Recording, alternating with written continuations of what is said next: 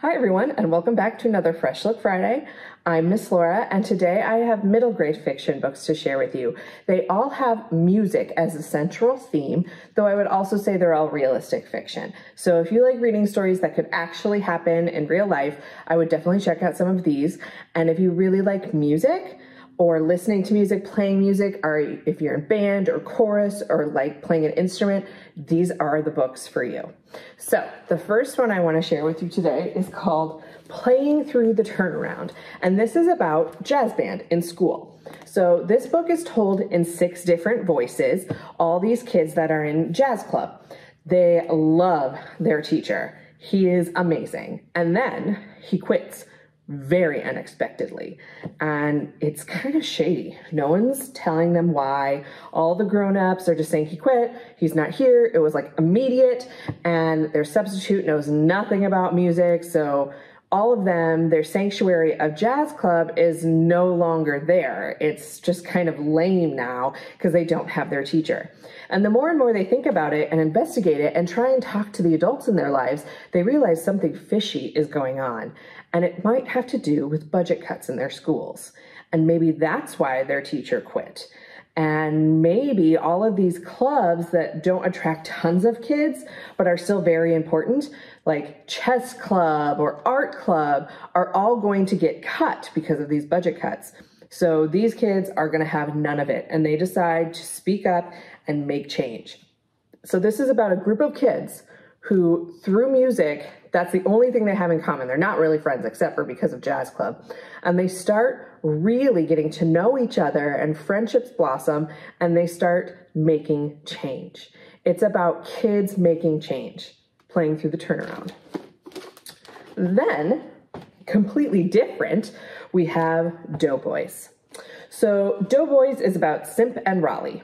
They love basketball. They're on the same basketball team. They have the same basketball coach. It's everything to them. Simp, they don't have the best lives. There's a lot of gangs in their neighborhood, a lot of drugs in their neighborhood, and they don't make tons of money. And Simp is kind of taking care of his mom and his little brother through this job that he has gotten through his basketball coach. He and Raleigh both do this, and it turns out that they're basically the lookout for drug deals. So they alert people, if they alert their coach and all these other people if things are going on, if cops are around. So they're really going down a dark path here. Simp is loving it though, because he is rolling in the money and he's taking care of his family and he's feeling like a man. Rolly, on the other hand, not so much, because he also really loves music. He loves it so much, and he has this audition to be a drummer in this band, this local band that is really starting to become famous, being played on the radio, getting record deals, and he has this audition. But it means missing out on some basketball games. It means maybe not showing up for his coach, who wants him to be this lookout. And it means not showing up for his best friend, Simp. So this is a book about friendship. It's a book about decisions and what makes you feel good. For Raleigh, it's music. That's what gives him joy. For Simp, it's taking care of his family. And so the two of them have to really come together and figure out how they can find that joy, but still be friends. Doughboys. Then I have Wink, which is checked out, so I couldn't show you the book, but it is available as an ebook or an audiobook on Libby. I listened to it. It's amazing. It's also on the 2023 Coddles, so some of you may have read it. It's very, very good. Ross is the main character. He's in middle school, and he has been diagnosed with a rare form of eye cancer. And he has to go through these intense treatments that really kind of mess up his face, and things are not good. They're gory, and he just wants to be normal, but now he's known as the cancer kid, and he wears this hat to hide all the stuff that this cancer is doing to him. The book is really cool. There's a lot of comic panels in it, so if you like graphic novels, there's different parts of that.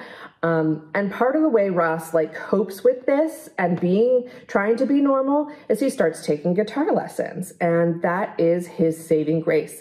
It's where he finds solace, is in this guitar. He also has to start confronting bullies at school. It's a great realistic fiction story. And the best part about this is that it's based on the author's real life experiences. So you know that the story is very authentic. Wink. Then we have Garvey in the Dark. So this is a sequel, but you don't have to have read the first book to understand this one. It is written in verse, so it goes like super fast. And what's unique about this book is that it takes place during the very beginning of the pandemic. So we all lived through that. We all know what that was like when we had to shut down and stay home from school and work and stay in our houses. And this is Garvey's perspective. And then people close to him start getting sick. Garvey copes with that with reading books, with playing guitar and singing. It's how he connects with his father. And then his father gets sick, very sick. It's a really great book that really documents what we all went through. It also talks about the protests and Black Lives Matter and all of those things that happened at the same time of the pandemic that are still happening. So it was a really interesting perspective from someone that did not live this boy's life. It was interesting to see how other people coped. Garvey in the Dark.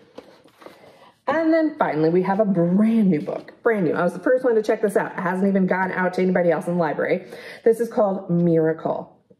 So this is definitely a tearjerker. If you like books that are sad and that will make you cry, this is the book for you. Oh, it pulled on my heartstrings. Our main character is Amy. Amy's dad has cancer, and it is not looking good.